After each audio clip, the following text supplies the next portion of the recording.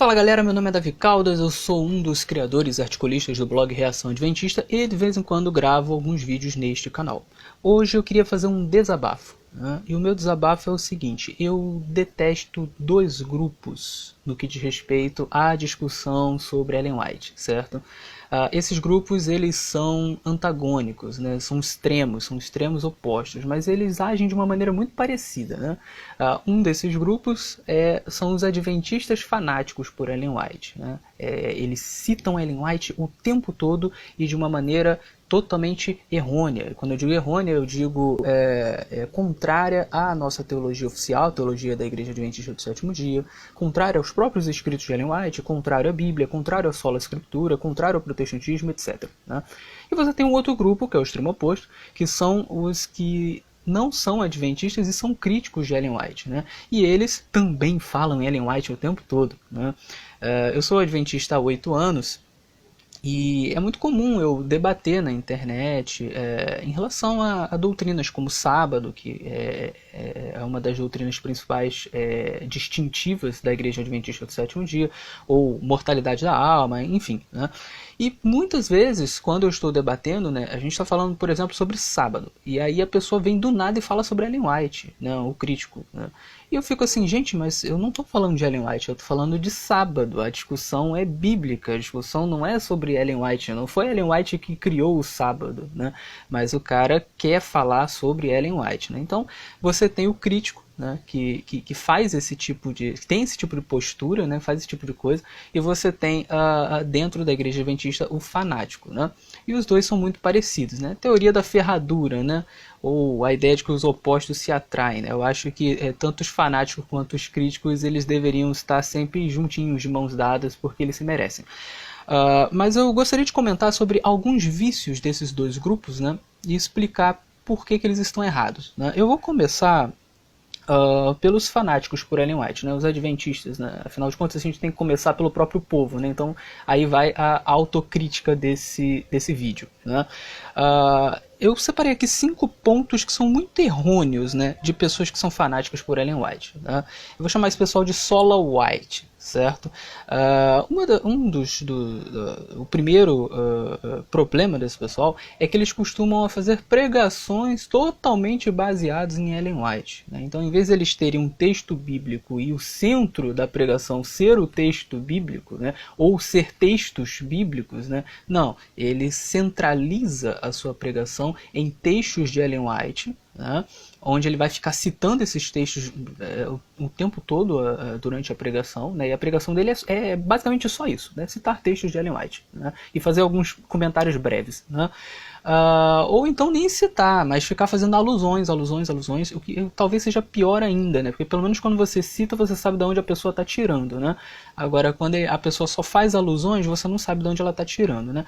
Isso é muito errado, né? Em primeiro lugar, porque a gente não vai à igreja para ouvir mensagens de outras pessoas. A gente vai para a igreja para ouvir as palavras da Bíblia, certo? A pessoa que está no púlpito, ela está ali apenas para extrair aquilo que está na Bíblia, certo? Então a gente não vai à igreja para ouvir Ellen White, ou para ouvir C.S. Lewis, ou para ouvir nenhum outro autor. A gente vai para a igreja para ouvir a Bíblia, mensagens da Bíblia, certo? Então essa é a primeira questão. A Bíblia, ela tem tudo que é necessário para a gente ser salvo e para a gente ter uma vida de santificação e agradar a Deus, certo? E a gente vai à igreja para ouvir sobre isso, certo? Então você não pode colocar como centro da pregação outra pessoa, outra coisa a não ser a Bíblia, certo? Então esse é o primeiro problema. O segundo problema é que a própria Ellen White ela desaprovava que você usasse o púlpito para colocar outras pessoas no centro, outras coisas no centro, outros autores no centro. Ela queria que as pregações elas fossem bíblicas. Eu gravei um vídeo há pouco tempo sobre pregação expositiva, né? A melhor coisa que uma pessoa pode fazer é subir em um púlpito, abrir um texto bíblico, vamos dizer, sei lá, Mateus 12, ler Mateus 12 todo e explicar esse texto, ensinar como se interpreta esse texto e depois fazer a aplicação desse texto para as pessoas. Isso é uma pregação bíblica, seria uma pregação expositiva no caso, né? Não você ficar pegando outros autores e fazendo um sermão em cima disso, mesmo que seja uma pessoa inspirada, um profeta moderno, certo? Sermão precisa ser bíblico, né? Um outro problema disso é que sermão é uma coisa pública, né? Qualquer pessoa pode entrar na igreja e assistir um sermão. E aí está o problema, né? Se você faz um sermão baseado em Ellen White, você pegar um protestante que entra na igreja, ele vai ficar escandalizado, porque ele vai dizer assim, ué, eu vim aqui para ouvir a Bíblia, eu estou ouvindo outra coisa, certo? Então essa pessoa nunca mais vai querer voltar à igreja, ela vai ter uma visão dos adventistas de que os adventistas colocam Ellen White no lugar da Bíblia, o que a doutrina adventista condena, e Ellen White condenava. Tem vários textos de Ellen White que ela vai dizer que ela não é um acréscimo à Bíblia, ela não traz doutrina nova, ela não deve ser usada, seus escritos não devem ser usados para substituir a Bíblia, né? Então você não pode usar Ellen White como centro do seu sermão. Então não pode citar Ellen White? Pode, assim como você pode citar outros autores também, mas eles nunca podem ser o centro do sermão, eles têm que ser adendos, pequenos adendos, né, aquilo que você já falou baseado na Bíblia, certo? O centro tem que ser a Bíblia, né? Então esse é um primeiro problema, né? O segundo problema é que tudo que é disputa teológica, né, o fanático por Ellen White, ele quer resolver com Ellen White, ele não quer resolver fazendo um estudo da Bíblia, ele quer pegar textos de Ellen White e tentar resolver, não, Ellen White diz isso, né? Tem vários problemas nesse método. Primeiro, que Ellen White condenava isso, ela estimulava as pessoas a irem à Bíblia e acharem as respostas na Bíblia, porque ela dizia que a Bíblia explica a si mesma, né? E não é só porque ela diz isso que a gente tem que fazer isso, né? Isso é uma herança protestante. A gente sabe que a Bíblia explica a si mesmo, né? Você lê a Bíblia e você vê passagens que indicam isso. Você vai pegar os bereanos, por exemplo, eles são nobres, são chamados de nobres justamente porque eles estudavam a Bíblia e comparavam o que as pessoas falavam com a Bíblia. Você não deve tentar provar pontos teológicos com Ellen White, mas com a Bíblia, certo? Então, por exemplo, estou discutindo sobre sábado, eu tenho que provar as questões referentes a sábado na Bíblia e não com Ellen White, né? Isso serve tanto para os fanáticos quanto para os críticos, que gostam de meter Ellen White no meio quando a gente está discutindo qualquer questão relacionada a doutrinas distintivas da Igreja Adventista, que não são doutrinas da Igreja Adventista, né? Se você pegar o sábado é bíblico, né? Não foi a Igreja Adventista que criou, né? Então, essa questão de disputa teológica com Ellen White era errado. Ela não queria que fizesse isso, e isso é contrário também ao espírito protestante. E nós, adventistas, somos protestantes, né? Nós nos consideramos assim em nossa doutrina oficial, né? Então, disputa teológica com Ellen White também é um erro dessas pessoas sola white, né? Um outro problema também, né, é que Ellen White ela não pode ter a palavra final em relação às coisas, né, às doutrinas, enfim, né? Quem tem a palavra final é a Bíblia, né? A gente segue Ellen White, ou pelo menos deveria ser assim, porque ela fala coisas bíblicas, né? Você não pode seguir Ellen White porque, enfim, porque ela tem autoridade em si mesma. Não é assim que funciona, cada coisa no seu lugar, certo? Vamos lá.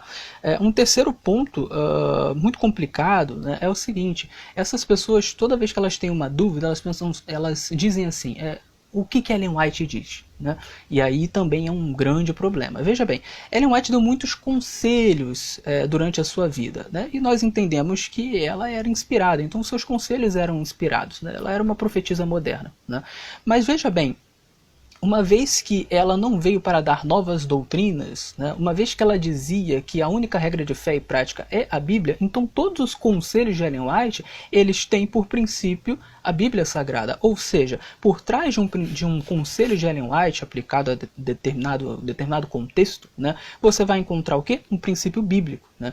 Isso significa que você não tem que perguntar o que Ellen White dizia, né? O que Ellen White diz sobre determinado assunto. Você tem que perguntar qual é o princípio bíblico que regula este assunto. Essa é a questão, né? Se você não conseguir achar na Bíblia um princípio bíblico que regule determinada questão, aí você vai a Ellen White, mas não para procurar o que Ellen White disse, mas para procurar dentro do que Ellen White disse qual é o princípio bíblico que regula a questão, certo? E você vai encontrar, certo? Então a questão é: qual é a autoridade doutrinária da Igreja Adventista do Sétimo Dia? É Ellen White? Não, é a Bíblia. Então você não tem que procurar Ellen White, você tem que procurar os princípios bíblicos por trás de Ellen White, certo? É assim que tem que ser. correto? Um outro problema é o seguinte, seria o quarto aqui, né? Muitas pessoas tentam explicar doutrinas, e aí eu já pulo aqui para o quinto também, eu explicar a escatologia adventista com base em textos de Ellen White. Gente, isso não só é errado, como é absolutamente desnecessário, tá? Esses dias eu vi um vídeo de um rapaz dizendo o seguinte, que a igreja adventista tem doutrinas que elas estão baseadas em Ellen White, que você só consegue sustentar com base em Ellen White. Isso é um equívoco, é uma mentira, né? Na verdade, todas as doutrinas adventistas do sétimo dia, elas estão baseadas em Bíblia. Você tentar explicar doutrinas, ou tentar explicar escatologia, ou tentar basear essas coisas em Ellen White é um erro e é desnecessário, porque você pode fazer isso totalmente com base na Bíblia, né? Incluindo aquelas doutrinas que são mais distintivas. Você vai pegar, por exemplo, a doutrina do santuário, né? A doutrina do santuário ela é absolutamente sustentada por Bíblia. Você não precisa recorrer a Ellen White para poder crer na doutrina do santuário. Eu tenho textos falando sobre a doutrina do santuário, onde eu não cito em nenhum momento Ellen White. Aliás, desde que eu me tornei adventista, eu nunca argumentei sobre doutrinas, né, baseado em Ellen White. Eu nunca fiz isso. Eu nunca expliquei escatologia com base em Ellen White. Eu tenho uma série de textos, inclusive, que eu ainda não terminei, tenho que terminar, mas já tem umas 14 postagens, já deve dar, sei lá, em um livro daria umas 200 páginas, né? Que se chama Comparando Escatologias, onde eu faço a comparação das escatologias adventistas e com escatologia católica, escatologias protestantes, a calvinista, a dispensacionalista e tal, né? E em nenhum momento eu me baseio em Ellen White, eu só falo de Bíblia, Bíblia, Bíblia, Bíblia, Bíblia, certo? Então você não precisa recorrer a Ellen White para poder sustentar pontos relacionados à escatologia ou doutrinas, certo? Tudo isso se sustenta pela Bíblia, certo? Então, esses são 5 problemas que você tem aí dentro das pessoas que são aí fanáticas por Ellen White, né? Isso causa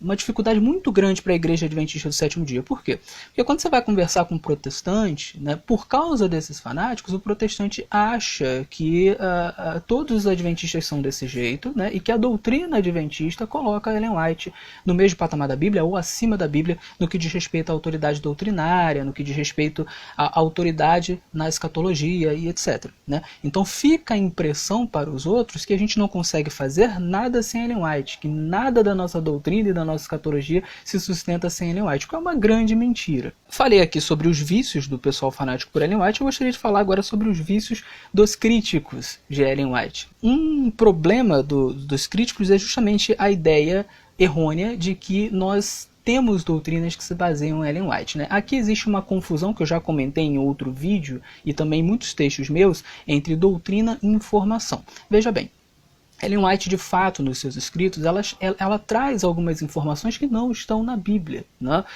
Tanto informações sobre o futuro, afinal ela era uma profetisa, então ela fazia profecias, né? Como informações sobre o passado, coisas que ela viu sobre eventos passados, inclusive eventos bíblicos, né?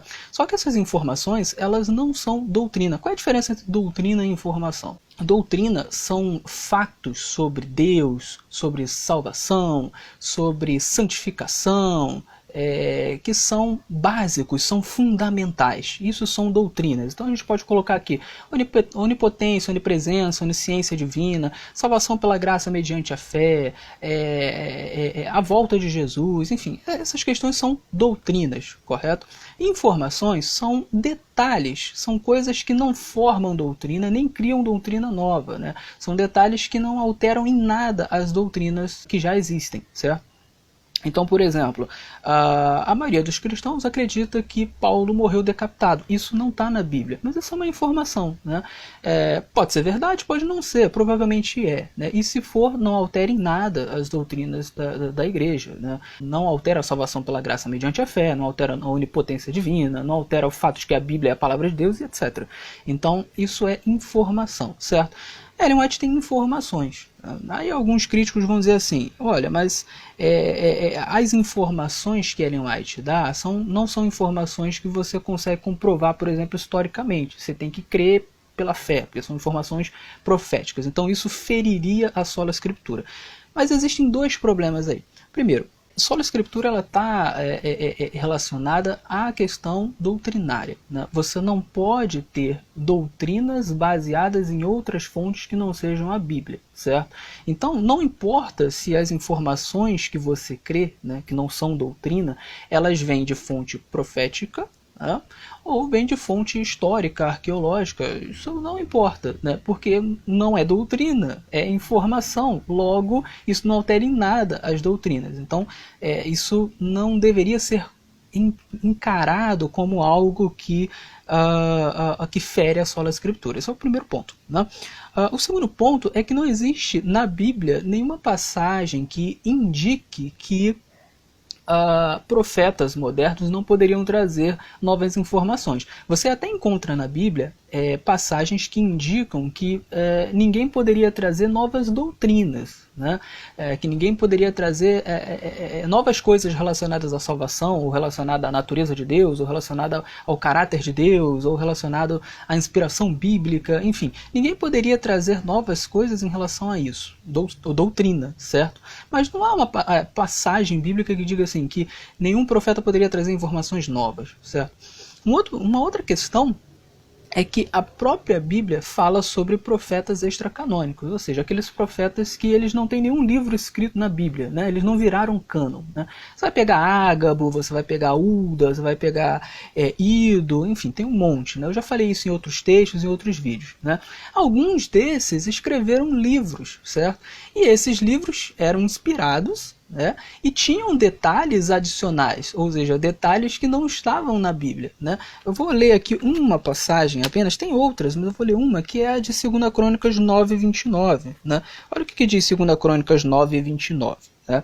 Ela vai dizer assim, 2 Crônicas 9:29.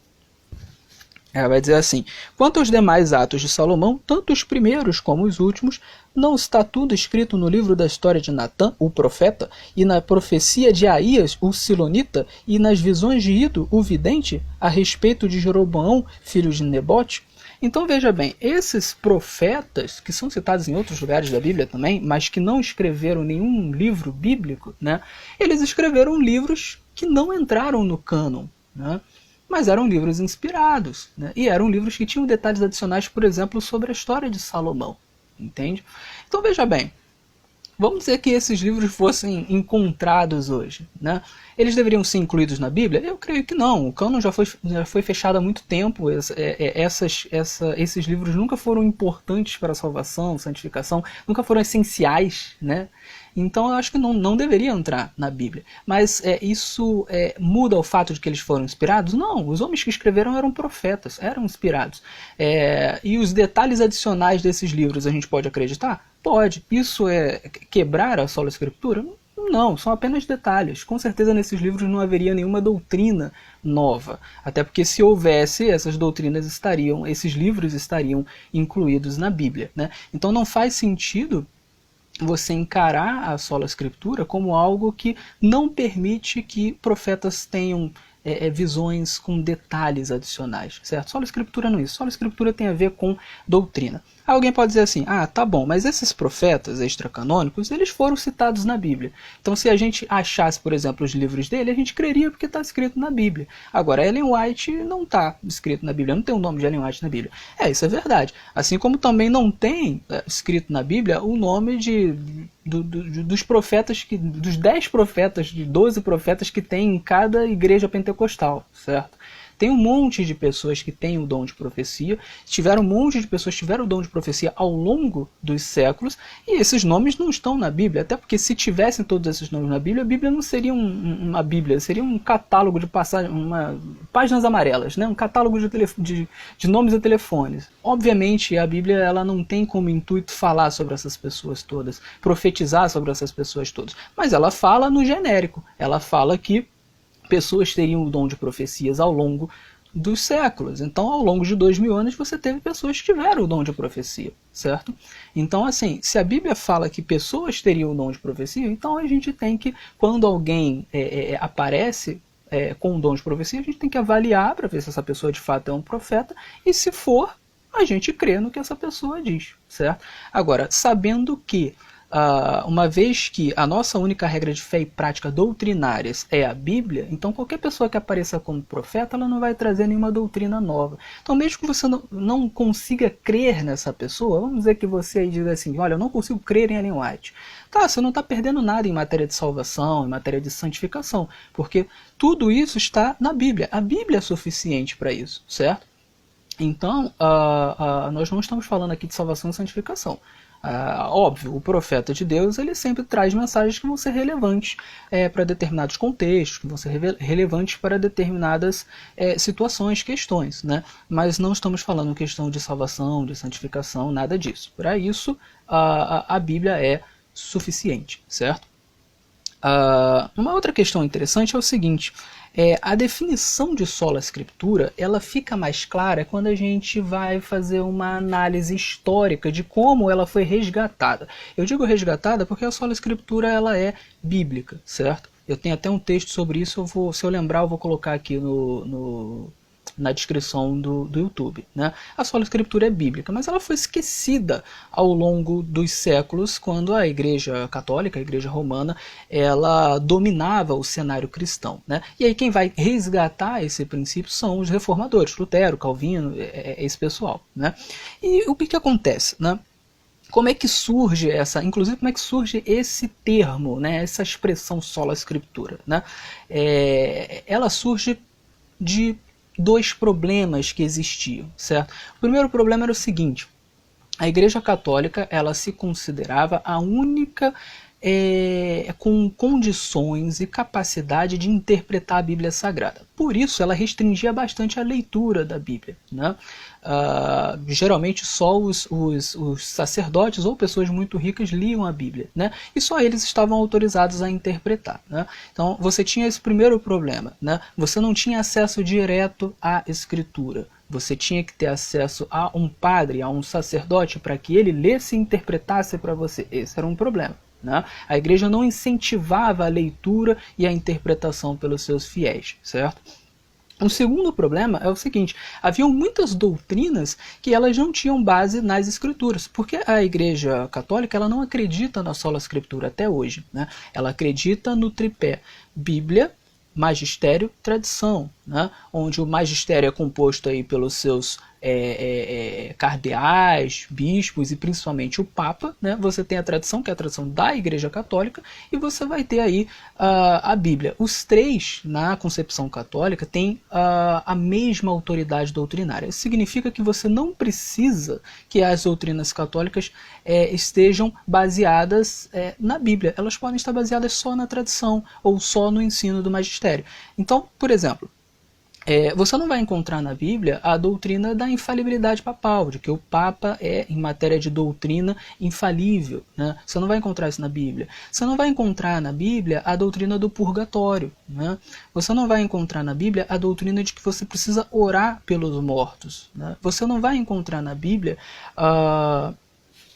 nada que dê margem para a questão das indulgências. Você não vai encontrar na Bíblia a ideia de que o domingo é o dia do Senhor. Isso não existe na Bíblia, né? A ideia de que o domingo substituiu os sábados também não existe na Bíblia, não está na Bíblia, né? De que nós devemos guardar o domingo. Não existe uma passagem que diga que nós precisamos guardar o domingo, ou que o domingo passou a ser santo porque Jesus ressuscitou nele. Não existe essa passagem na Bíblia, né? Você não vai encontrar na Bíblia nada que te dê suporte para você orar aos santos que já morreram, né? As pessoas que já morreram. Isso não existe também. Não há nada que dá suporte para que os santos consigam ouvir as nossas orações, né? E fazer alguma coisa por nós depois de mortos. Isso também não existe, né? Então existe uma série de coisas que a Igreja Católica ensina, né? Que são doutrinas, não são meras informações, né? Levam a práticas que são errôneas, né? Como por exemplo a oração aos santos. Isso é uma prática errônea, é uma prática que inclusive acaba ferindo um dos mandamentos, né? no entanto, nada disso está baseado na Bíblia. Eles estão baseados em tradições, em interpretações da Igreja Católica, em sua tradição. Certo? Então, a sola escritura, ela ressurge das cinzas neste contexto para impedir estes problemas. Né? Então, o que a sola escritura diz? Primeiro, você não precisa de um padre ou de um sacerdote para ler e interpretar a Bíblia para você. Certo? Você pode ler a Bíblia sozinho e você pode interpretar a Bíblia sozinho. Claro, você vai precisar das regras básicas de interpretação. Isso é uma coisa que todo mundo precisa para ler e interpretar qualquer texto, não só a Bíblia. Né? Mas você tendo as regras básicas de interpretação, sendo um bom cristão, né, embaixo de oração e de estudo, você consegue interpretar a Bíblia corretamente. Né? Então, você não precisa de alguém que leia e interprete para você nesse sentido. Então você não precisa mais de líderes? Não, claro que você precisa. Os líderes são pessoas estudiosas, eles podem te ajudar nesse processo. Mas a pessoa te ajudar a ler e interpretar não significa que a pessoa é a única autorizada a ler e interpretar. Então a sola escritura, ela vai dizer, olha, você só precisa, nesse sentido, da escritura, né? E das regras básicas de interpretação. Você não precisa de uma pessoa para autorizar você a ler e interpretar, ou para ler e interpretar para você. Você precisa de pessoas para te ajudar, né? Mas não para se colocar entre você e Deus, nesse sentido. Né? E uma outra questão é justamente a questão da doutrina. A sola escritura, ela vai impedir que você crie doutrinas, né, doutrinas novas, ou modifique doutrinas já existentes a partir de outra coisa que não seja a escritura. Né? Ou seja, doutrina não muda, doutrina tem que vir das escrituras. Agora, obviamente, isso não vai dizer nada em relação a informações, a detalhes.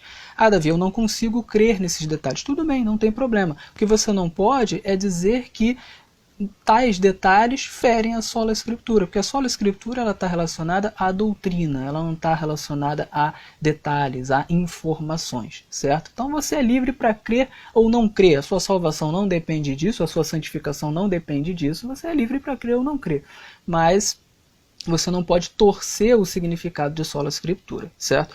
Então aqui está a minha crítica e o meu desabafo, né? Esses dois grupos, eles são muito irritantes, porque eles falam de Ellen White o tempo todo, tanto os críticos quanto aqueles que são fanáticos, os adventistas fanáticos. Isso era uma coisa que ela reprovava. Gente, vamos discutir sobre Bíblia, vamos falar sobre Bíblia. Ellen White teve um papel importantíssimo na Igreja Adventista do Sétimo Dia, mas a gente não pode superestimar esse papel. Né? E, curiosamente, tanto os fanáticos quanto os críticos superestimam esse papel. Né?